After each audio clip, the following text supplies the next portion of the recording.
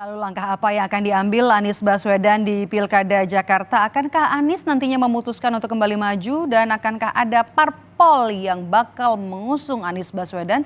Kita bahas sore hari ini bersama dengan analis komunikasi politik dari Universitas Al-Azhar, ada Ujang Komarudin. Halo Kang Ujang, terima kasih sudah meluangkan waktu untuk Rumah Pemilu. Siap, Mbak Maido. Oke, Kang Ujang, nama Anies ini kan masih kencang ya untuk masuk ke bursa Pilgub DKI Jakarta. Tapi kan PKS sendiri sudah mengaku akan mengusung kadernya nanti untuk Pilgub 2024 untuk Jakarta. Apa yang bisa kita baca? Ya, artinya kekuatan Anies tidak utuh seperti dulu.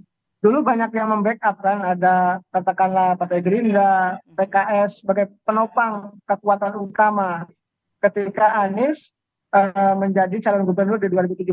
Sekarang kan kita tahu dan sama-sama tahu bahwa PKS-nya ini mendorong kadernya sendiri. Gerindranya juga ogah mendukung Anies. Nah, Nasdem juga kelihatannya masih setengah hati. Walaupun Pak Surya Paloh mengatakan kalau Anies mau maju kita dorong, itu juga belum tentu. Nah, oleh karena itu saya melihat dalam konteks misalkan masih tingginya elektabilitas Anies, itu juga akan sulit, akan berat ketika tidak ada partai politik yang mengusung. Karena memang saya menilai yang mengamati bahwa momentumnya sudah berbeda, dinamikanya sudah lain, berbeda dengan 2017 yang lalu. Hari ini kekuatan partai politik ya berjuang masing-masing untuk mengutamakan kadernya dulu untuk bisa menang di pilkada daerah khusus Jakarta. Jadi saya melihat kekuatan Anies sudah terpecah-pecah, sudah terbelah. Dulu pendukung utamanya juga sudah tidak solid lagi, punya katakan Artinya kepentingan momentum masing. Pilpresnya sudah lewat, Anda bilang begitu ya untuk Anies Baswedan? Kalau mau diulang lagi di Ya, Pilgub Jakarta? agak sulit dan agak berat begitu, karena gitu walaupun tinggi elektabilitas, kalaupun misalkan punya potensi untuk menang, tetapi kalau partai politiknya tidak mau juga susah. Apalagi PKS tadi sudah terang-terangan bahwa Pak Anies untuk diberi kesempatan gitu ya untuk mendukung kadernya, artinya PKS sudah tidak akan mengusung Anies lagi. Nah, dalam konteks itu ya kekuatan Anies sudah tidak sekuat dulu dalam konteks menghadapi pilkada saat ini. Oke, harus ada kekuatan dari partai politik, support dari partai politik karena nggak mungkin bisa maju tanpa parpol. Oke, tapi kalau kita bisa lihat dari partai Nasdem sendiri lah kita katakan seperti itu, dampak untuk memajukan Anies kemarin di Pilpres akhirnya bisa menaikkan suara pileg untuk Nasdem. Lalu apakah Nasdem akan kembali mengajukan Anies untuk maju di Pilkada? Tapi di sisi lain kan Nasdem nggak bisa majuin Anies sendirian gitu, Kang Ujang, gimana? Ya, disitulah dilemanya. Katakan kalau Anies mendapat tiket dari Nasdem, kalau yang partai lain tidak mau, kalau Gerindranya tidak mau, misalkan PKB pun punya calon sendiri, misalkan Ida Fauziah, lalu PKS juga tidak dorong, maka agak sulit untuk bisa Anies menjadi calon gubernur lagi. Jadi saya melihat langkah yang realistis memang bagaimana sebenarnya Anies harus mensolidkan kembali, harus mendapatkan dukungan dari partai-partai itu. Karena saat ini partai adalah lebih mementingkan tadi mengutamakan kepentingan kadernya sendiri untuk bisa menjadi calon gubernur. Misalkan Nasdem ya ada Sahroni, kalaupun nanti bisa mendukung Anies. Lalu di Gerindra punya dukungannya sendiri, misalkan ya entah Saraswati, entah siapa gitu. Lalu juga PKS kadernya sendiri, sudah ada nama-nama muncul dari PKS. Jadi saya melihat dari konstruksi politik seperti itu, kelihatannya agak sulit, agak berat Anies untuk bisa menjadi kandidat atau calon gubernur daerah khusus Jakarta ya di November nanti begitu. Oke, oke, sulit ya.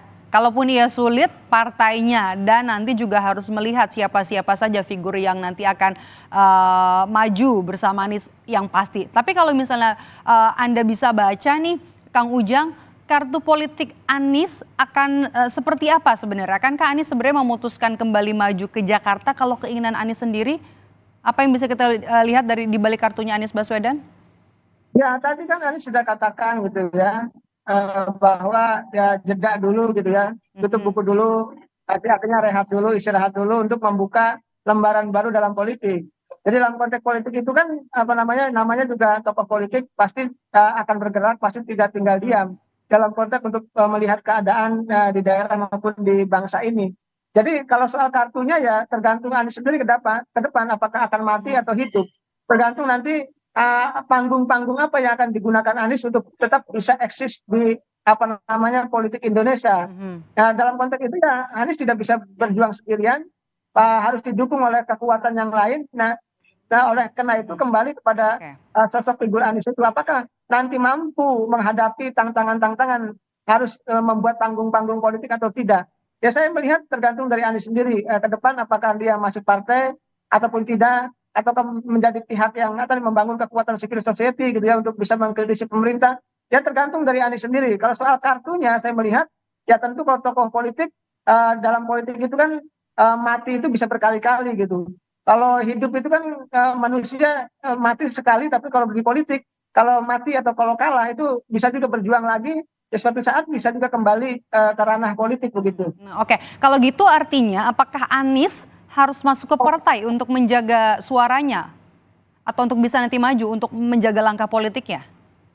Ya sebenarnya sebaiknya ya masuk partai, tetapi memang partai yang cocok, yang pas itu mana, yang bisa katakanlah sama-sama menguntungkan satu sama lain, baik partai itu maupun Anies.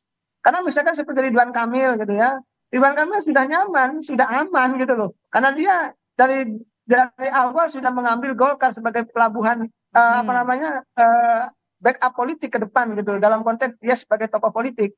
Maka dia ketika mau maju di DKI pun Golkar dorong. Mau maju di Jabar pun apa namanya Golkar dorong. Tetapi Anies karena tidak partai, Anies terombang-ambing, akhirnya kebingungan sendiri. Kalau dulu masih punya kekuatan di 2017 karena banyak tokoh, banyak figur, termasuk Prabowo pun masih mendukung Pak Anies. Tapi kan sekarang tidak. Oleh karena itu ya sebenarnya pilihan masuk partai itu pilihan yang bagus juga untuk Oke, Kang Ujang, bisa Anies.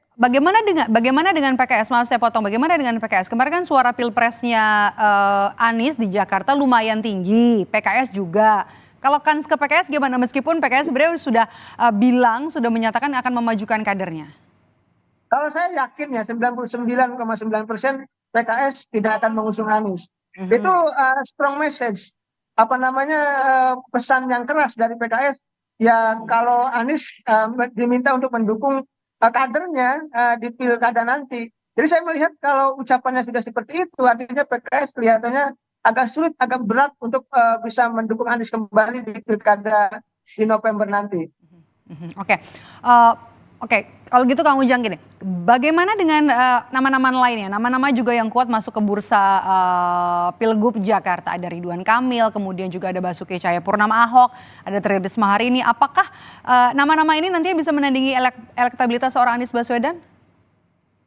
Iya, kalau Anies maju itu tentu pertarungannya menarik. Bahaya ya. Anies kalau maju cukup kuat, punya potensi juga untuk bisa menang gitu. Tetapi kalau Anies tidak maju, jadi pertarungannya berubah. Ya bisa nanti yang kuat bisa Ridwan Kamil ataupun Risma gitu, atau figur-figur yang top gitu, yang memiliki popularitas maupun elektabilitas yang tinggi. Jadi disitulah sebenarnya apa namanya nanti itu faktor Anies itu menjadi penting di apa namanya pilkada daerah khusus Jakarta. Anies maju tentu kekuatannya berbeda dengan kalau Anies tidak maju. Dan ini yang sedang dihitung dan dikalkulasi oleh partai politik. Seandainya misalkan Anies maju ya peluang Anies ada dan cukup kuat. Seandainya tidak itu memberikan keuntungan bagi partai-partai untuk bisa memenangkan kadernya. Kan itu sebenarnya. Oke, kalau nanti akhirnya seorang Anies Baswedan ini tidak memilih untuk tidak melabuhkan diri ke partai politik manapun, apakah ini kemudian akan berdampak pada elektabilitas Anies Baswedan, Kang Ujang? Ya tentu dan pasti ya. Kan di politik kita ini kan bagaimana membangun sebuah pesona publik. Nah pesona publik itu bisa dilakukan dengan panggung-panggung politik, dengan membangun narasi-narasi politik yang positif. Ya kalau Aniesnya tidak punya kekuatan itu, tidak punya jabatan, tidak punya sesuatu yang bisa katakan dibanggakan, maka ya akan hilang dari peredaran. Tetapi Anies paham betul soal itu. Ya kemungkinan besar juga Anies akan mencari bentuk atau formulasi agar Anies bisa eksis dalam konteks politik Indonesia masa depan. Dan saya meyakini ya Anies masih muda ya, masih panjang. Tergantung kembali kepada Anies sendiri, apakah mampu menghadapi tantangan-tantangan yang saat ini ya, partai-partai yang sudah mulai meninggalkannya itu untuk membangun panggung-panggung baru agar tetap eksis ke depan. Oke, tetap harus punya panggung baru karena juga kemarin sudah pernyataannya menyebut banyak bahwa hanya sebagai warga biasa saja setelah kemarin juga koalisi dari Timnas Amin sudah resmi dibubarkan. Ini menarik juga Kang Ujang. Kemarin pada saat pembubaran Timnas Amin ini kan ketua umum partai pendukung datang semua kecuali Surya Paloh, kecuali Partai Nasdem. Apakah ini juga jadi simbol, jadi tanda kalau memang Anies ini sudah ditinggalkan oleh Partai Nasdem? Ya kan konstruksinya begini ya, Anies dengan Pak Prabowo kan nggak ketemu di Pilpres. Artinya kita tahu bahwa ada persoalan kan antara dua tokoh Pak Prabowo dengan Anies soal dukung-mendukung di Pilpres itu. Nah Pak Surya Paloh kan sudah mendukung Prabowo Gibran, sudah menyatakan secara tegas dan jelas bergabung dengan koalisi Prabowo Gibran. Nah dalam konteks itu ya maka ketidakhadirannya menjadi sebuah bentuk ya tadi ya penghormatan terhadap Prabowo Gibran yang memang sudah didukung oleh Nasdem. Di saat yang sama tidak hadir di Anies itu ya tentu itu juga pesan bahwa sejatinya bahwa koalisi 001 atau koalisi perubahan sudah bubar pasca dimenangkannya Gibran atau ditetapkan Gibran oleh KPU beberapa waktu yang lalu. Oke, kalau kemungkinan untuk gabung di koalisi Prabowo Gibran sebesar apa kira-kira, Kang Ujang? Agak sulit, agak berat saya. Saya tidak yakin kalau Anies akan Sulit masuk apa? betul-betul. Ya, karena bagaimanapun banyak faktor ya. Faktor yang paling penting adalah kelihatannya Pak Prabowo Gibran akan mengutamakan partai-partai koalisinya yang pertama. Yang kedua juga akan mengutamakan pihak-pihak yang telah memenangkannya, yang orang yang berjasa telah mengantarkannya sebagai presiden dan wakil presiden. Itu tentu yang paling pokok, yang paling utama begitu. Oke. Kemudian kalau misalnya nih, Anda tadi kan mengatakan resistensinya cukup tinggi ya kalau untuk gabung di koalisinya Prabowo Gibran. Untuk Jakarta masih kurang untuk dukungan dari partai politik. Kemudian kalau nanti pada akhirnya ini kan gelarannya masih sampai 2024. Kalau nanti langkahnya Anies tidak bergabung dengan partai politik, apa sebenarnya langkah yang harus hati-hati yang harus dilakukan oleh seorang Anies Baswedan? Menurut Anda catatan untuk Anies Baswedan? Ya, sebenarnya menjadi akademisi ya, kembali kepada dunia kampus, membangun pemikiran-pemikiran besar gitu ya, membangun narasi politik yang positif di publik gitu ya, itu menjadi sesuatu yang bagus. Jadi membangun sebuah konstruksi gagasan besar untuk bangsa dari kampus kan sesuatu yang bagus juga, sesuatu yang hebat juga. Nah kalau itu bisa dilakukan oleh Anies gitu ya, ke depan membangun sebuah kekuatan kembali ya, dalam konteks personalitinya dari dunia kampus juga menjadi sesuatu yang bisa layak diperhitungkan ke depan. Kampus adalah kekuatan dan pikiran juga kekuatan, dan Anies punya itu. Anies punya pikiran dan Anies juga punya kampus. Nah, tinggal bagaimana sebenarnya itu menyatukan dengan kekuatan rakyat, dengan kekuatan publik. Nah, disitulah sebenarnya akan ketemu jalan atau solusi Anies bisa mendapatkan momentumnya kembali begitu. Oke, terakhir Kang Ujang, bagaimana nanti Anda bisa melihat kontestasi Pilkada Jakarta tanpa seorang Anies Baswedan? Ya, tentu kalau tidak ada Anies ya senang partai-partai itu. Karena kadernya punya peluang untuk bisa menjadi gubernur. Misalkan Golkar, PKB, gitu, Nasdem, dan PKS, dan lain-lain pasti akan mendorong kadernya. Dan potensi kadernya menang kan cukup tinggi. Sedangkan kita tahu bahwa Anies tidak berpartai. Nah disitulah sebenarnya pilkada tanpa Anies ya kurang menarik, kurang greget gitu loh, karena incumbent-nya tidak ada. Sedangkan kalau ada incumbent ini lebih menarik, lebih ketat, sehingga nanti pertarungannya akan lebih dahsyat. Tetapi tanpa Anies ya tidak akan menarik, tidak akan terlalu menarik. Kenapa? Ya karena incumbent-nya tidak ada begitu. Oke, kita tunggu nanti seseru apa Pilkada Jakarta, apakah dengan Anies atau tanpa Anies Baswedan. Terima kasih sudah bergabung bersama kami, analis komunikasi politik dari Universitas Al Azhar, Ujang Komarudin. Saya selalu, Kang Ujang.